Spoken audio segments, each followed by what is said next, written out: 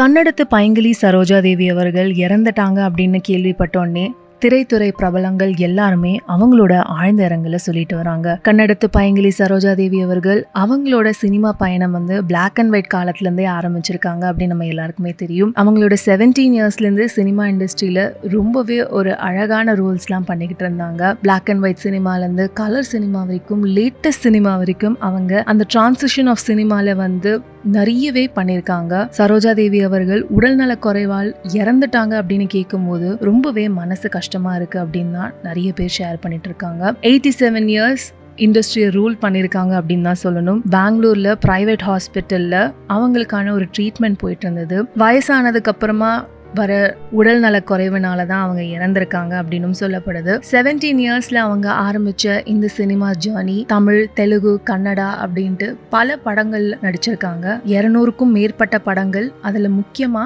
25க்கும் மேற்பட்ட படங்கள் சிவாஜி அண்ட் எம்ஜிஆர் அவர்களோட சேர்ந்து நடிச்சிருக்காங்க அப்படின்னு சொல்லப்படுது. இவங்க கிட்ட இருந்து எக்ஸ்பிரஷன்ஸ் கத்துக்கிறது வரைக்கும் நிறைய ஹீரோயின்ஸ் சரோஜா தேவி அம்மா மாதிரி நடிக்க முடியாதா அப்படின்ற அளவுக்கு தான் நிறைய ஏக்கத்தோட இருப்பாங்க. ஆனா இப்போ அவங்க இல்லை அப்படின்னு நினைச்சாலே ரொம்பவே கஷ்டமா இருக்கு. திரைத்துறையே ஒரு ஆழ்ந்த சோகத்துல அவங்களோட இரங்கலை சோஷியல் மீடியா மூலமா தெரிவிச்சுட்டு வராங்க. அந்த வகையில ரஜினிகாந்த் அவர்கள் அவங்களோட ஆழ்ந்த இரங்கலை தெரிவிச்சிருந்தாங்க. பல கோடி ரசிகர்களின் மனம் கவர்ந்த மாபெரும் நடிகை சரோஜா தேவி இப்போது நம்முடன் இல்லை, அவருடைய ஆத்மா சாந்தி அடையட்டும் அப்படின்ட்டு அவங்களோட இரங்கலை தெரிவிச்சிருந்தாங்க. ஆக்ட்ரஸ் சிம்ரன் அவர்கள் ஐகானிக் சரோஜா தேவி அம்மா இஸ் நோ மோர், அவங்களோட லெகசி இந்த இந்தியன் சினிமால கண்டிப்பா இருக்கணும். ஒரே ஒரு வாட்டி ஸ்கிரீன் ஸ்பேஸை ஷேர் பண்ணதுக்கு நான் ரொம்பவே கொடுத்து வச்சிருக்கணும்.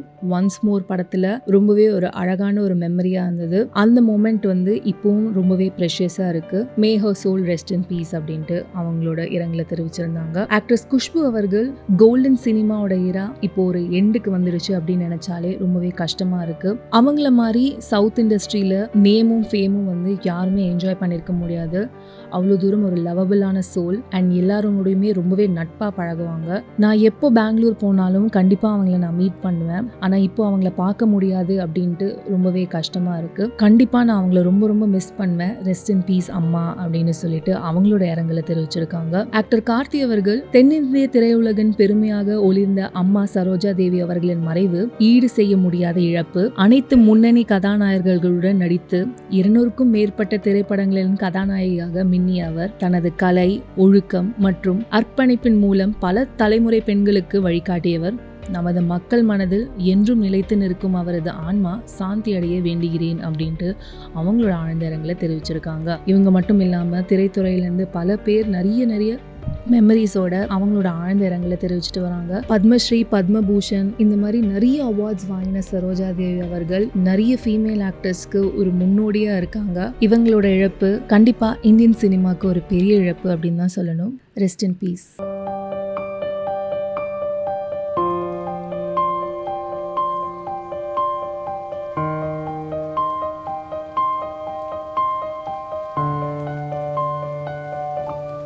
நான் நடிகர் சிவகுமார் பேசுகிறேன்.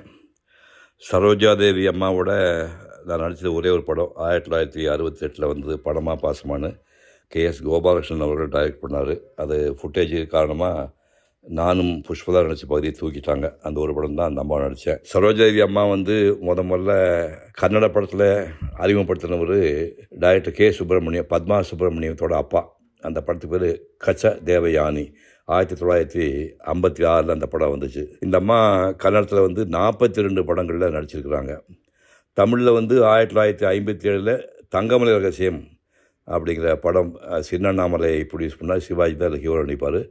அதில் சும்மா ஒரு தேவதை மாதிரி ஒரு சின்ன கேரக்டர், ஒரு 2-3 சீனாக வருவாங்க. அதுதான் அவங்க நடித்த முதல் படம் 1957 தங்கமலை ரகசியம். அப்புறம் 1958 எம்ஜிஆர் அவர்கள் ப்ரொடியூஸ் பண்ணி டைரக்ட் பண்ண அந்த நாடோடி மன்னரில் பானுமதி அம்மா ஃபர்ஸ்ட் ஹாஃபில் வருவாங்க. செகண்ட் ஹாஃபில் சரோஜா தேவி கலர் படமாக அந்த போர்ஷன் எடுத்துப்பாங்க. பிரமாமாக கிளாமராக காட்டியிருப்பார். அதில் 1959 சிவாஜி கூட நடித்த படம் பாகப்பிரிவினை. சரவணா ஃபிலிம்ஸ் வேலுமணி ப்ரொடியூஸ் பண்ணியிருப்பார். பீம்சிங் டைரக்ட் பண்ண படம். அது ஒரு சூப்பர் ஹிட் படம் பாகப்பிரிவினை. அதே வருஷத்தில் ஸ்ரீதர் முதல் டைரக்ட் பண்ணுறாரு. கல்யாண பரிசுன்னு ஒரு படம் டைரக்ட் பண்ணார். அதில் இவங்க தான் மெயின் ஹீரோயின். ரன்னவே ஹிட் படம் அந்த படம். கேஷ்னோ தியேட்டரில் நான் ஓவிய கல்லூரியில் படிக்கும் போது அந்த படம் பார்த்துருக்கேன். கல்யாண பரிசு ஜெமினி கணேசன் ஹீரோ நடிப்பார். அந்த பக்கத்தில் விஜயகுமாரி இன்னொரு கேரக்டர் பண்ணியிருப்பாங்க. ஸ்ரீதர் டைரக்ட் பண்ண படம் 1959 ரன்னவே ஹிட்டு. அதுக்கப்புறம் சின்னப்பத்தேவர் எடுத்த படங்களில் உங்களுக்கே தெரியும், எம்ஜிஆர் வந்து 16 படங்களில் சின்னப்பத்தேவர் நடித்து கொடுத்துருக்காரு. அதில் கிட்டத்தட்ட எம்ஜிஆர் நடித்த எல்லா படங்களுக்குமே இந்த அம்மா தான் ஹீரோயினாக நடிச்சிருக்கிறாங்க. எம்ஜிஆர் கூட இந்த அம்மா நடித்த படங்கள் வந்து 26 படங்கள் எம்ஜிஆர் நடிச்சிருக்காங்க. அதில் முக்கியமான படங்கள் வந்து பெரிய இடத்து பெண், தெய்வத்தாய், படகோட்டி, பணக்கார குடும்பம், எங்கள் வீட்டு பிள்ளை, அன்பே வா, பறக்கும்பாவை, அரச கட்டளை, இதெல்லாம் ரொம்ப சூப்பர் ஹிட்டான படங்கள். அதுக்கப்புறம் சிவாஜி கூட 19 படங்களில் நடிச்சிருக்காங்க. அதில் ஜெமினி தயாரித்த இரும்புத்திரை, சரவணா ஃபிலிம்ஸு பாலும் படமும் இதுவும் பீம்சிங் டைரக்ட் பண்ணது. ஆலயமணி கே சங்கர் டைரக்ட் பண்ண படம். பார்த்தால் பசி தீரும், இருவர் உள்ளம் எல்வி பிரசாத் டைரக்ட் பண்ண படம். குலமகள் ராதை ஏபி நாகராஜன் டைரக்ட் பண்ண படம். புதிய பறவை சிவாஜி ஃபிலிம்ஸு முதல்ல கலர் எடுத்த படம். சூப்பர் ஹிட் படம். பார்த்த ஞாபகம் பண்ணியோ படமெல்லாம் கொஞ்சம் சாங் ஞாபகம் இருக்கும் உங்களுக்கு. அதுக்கப்புறம் படமா பாசமாக கேஜி எடுத்த படம், அது ஒரு ஹிட் படம். தாமரை நெஞ்சம் கே பாலச்சந்திரன் எடுத்த ஒரு கேரக்டர் சப்ஜெக்ட், எமோஷனல் சோக காட்சியில் நடித்து ஹிட்டான படம் தாமரை நெஞ்சம். அதே மாதிரி படம் கேஎஸ் கோபாலன் குலவிளக்குன்னு ஒரு படம், ஒரு வாயில் ரத்த வாந்தியெல்லாம் எடுத்து நடிப்பாங்க அந்த அம்மா. அது 2 படம் வந்து கேரக்டர் அந்த அம்மா பண்ணும். ஜெமினி கணேசன் கூட 22 படங்கள் பண்ணியிருக்காங்க. கல்யாண பரிசு, வாழ வைத்த தெய்வம், அது தேவர் எடுத்த படம். கைராசி, ஆடிப்பெருக்கு. இந்தி படங்களில் 11 படங்கள். அசோக்குமார் டாப்பில் இருக்கிறாரு, திலீப் குமார் அவங்க தான் பெரிய ஹீரோஸ் அந்த காலத்தில். அசோக்குமார், திலீப் குமார், ஷம்மி கபூர், சுனில் தத் இந்த ஹீரோக்களோட 11 படங்கள் பண்ணியிருக்காங்க. தெலுங்கில் எப்பவுமே உங்களுக்கு தெரியும், உங்களுக்கு என்டி ராமராவ், நாகேஸ்வரராவ், இங்கே எப்படி சிவாஜி எம்ஜிஆர் மாதிரி என்டி ராமராவ், நாகேஸ்வரராவ் தான் மெயின். தெலுங்கு படங்கள் 27 படங்கள் நம்ம பண்ணியிருக்காங்க.